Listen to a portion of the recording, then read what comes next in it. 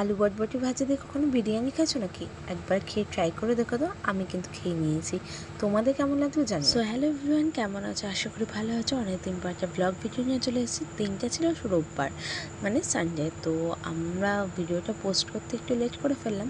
তো হঠাৎ করে চলে গেছিলাম বান্ধবীর বাড়িতে। অনেক দিন পর যাবো করে বান্ধবীর বাড়ি আর যাওয়া হচ্ছে না।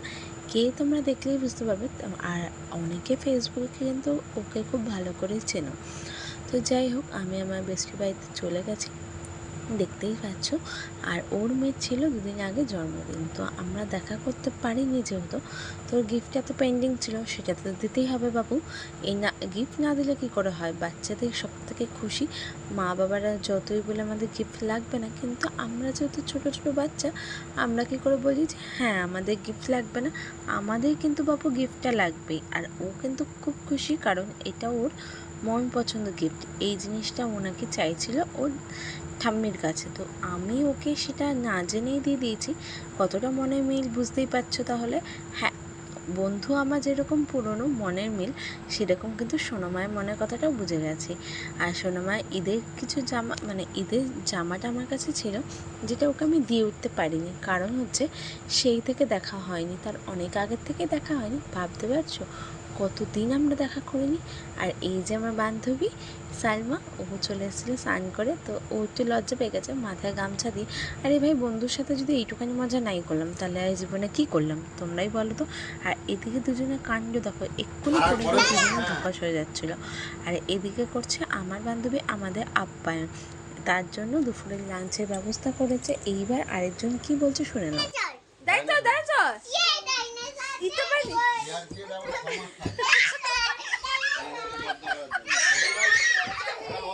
হাত ভেঙে যাবে।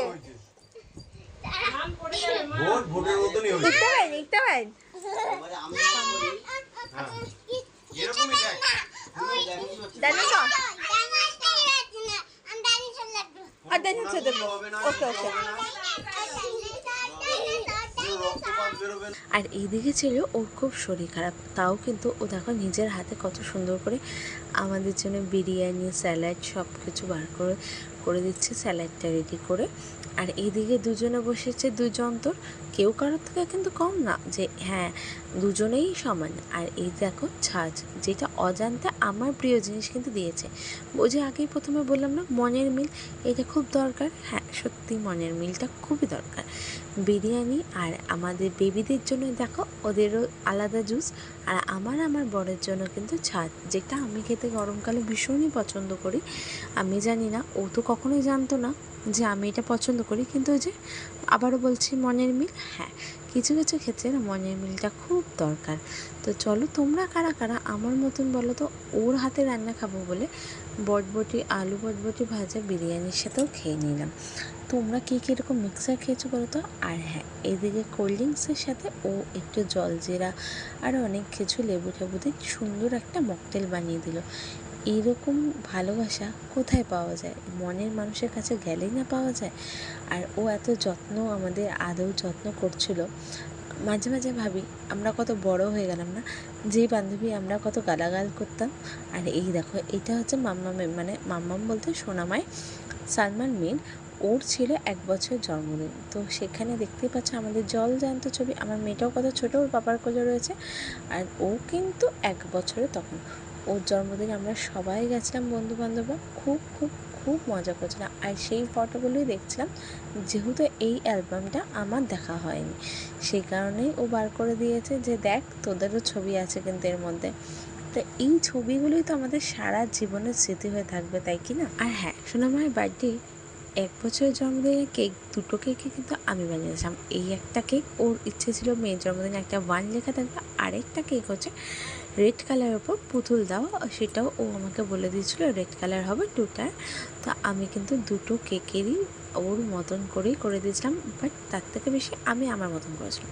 তারপর একটু সব কিছু করে একটু ছাদে গেলাম। আর এই দেখো ইঁদুর, বুঝতেই পারছো আমাদের চারিদিকটা জাস্ট ইঁদুরে ফোপড়া ফোপড়া করে দিচ্ছে। আর তারপরে বেরিয়ে আসলাম বাড়ির উদ্দেশ্যে। অনেক মজা করলাম, বহুদিন পর ওর কাছে গেলাম, মনটাও হালকা লাগলো, খুব ভালো লাগলো। এবার সোজা বাড়ি গিয়েও কিন্তু আমার নিস্তার নেই, ঠিক আছে। আর আমি একটু রাস্তার ভিডিও এই কারণে বানাচ্ছিলাম, আমাদের যে গাড়ির ড্রাইভার দাদা ছিল সে এত সুন্দর, মানে গাড়িতে গান চলছিল আর এত সুন্দর গলা, মানুষের কত রকমের প্রতিভা কতভাবে চেপে যায় না, এত সুন্দর করে গান করছিল ধারণার বাইরে। মানে খালি গলা এত সুন্দর মানুষের গলা হতে পারে, জাস্ট তার পারমিশন নিইনি বলে আমি ভিডিওটা করতে পারিনি ওভাবে, তাই রাস্তায় ভিডিও করলাম, সেটাই তোমাদের সাথে শেয়ার করলাম যে অনেক মানুষের অনেকভাবে অনেক প্রতিভা চেপে যায়। ওই যে বললাম বাড়িতে এসে শান্তি নেই। এই যে দেখো কোল্ড কফি বানাচ্ছি, আমার বর বলে যে একটু চা না আনলাম, কোল্ড কফি খাবে কি ঠান্ডা, তো বলে হ্যাঁ কোল্ড কফি করো, তো আমি একটু কোল্ড কফি করলাম। তো চলো তোমাদেরকেও শোনাই রিভিউটা কেমন লাগছে। আমি কিন্তু ফার্স্ট টাইম বানালাম ক্যাফে স্টাইলে কোল্ড কফি। তো দেখা যাক কেমন হয়। পাইপ কই? হো হো, হা হা। বানিয়ে দিলাম না তো। কেমন আছে? কেমন আছে বললে না তো? বিচার হয়েছে। ভালো আছে? খাও। এটা কি বলবো, কে বানিয়েছে?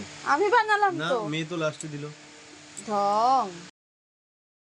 তো এত কিছু যখন দেখালাম, মেয়ে একটা ছোট্ট পিস বোর্ডের ওপর ফোন বানিয়ে দিচ্ছে, সেটা কেন দেখাবো না বলো তো? এটা ছোট জিনিস বলে একদমই না, আমার কাছে মনে হলো এটাই সব থেকে বড় জিনিস। কারণ ও ওর মতন করে ফোনের পেছনে 3টে ক্যামেরা হয় এই সব বানিয়েছে, আর প্লাস দেখো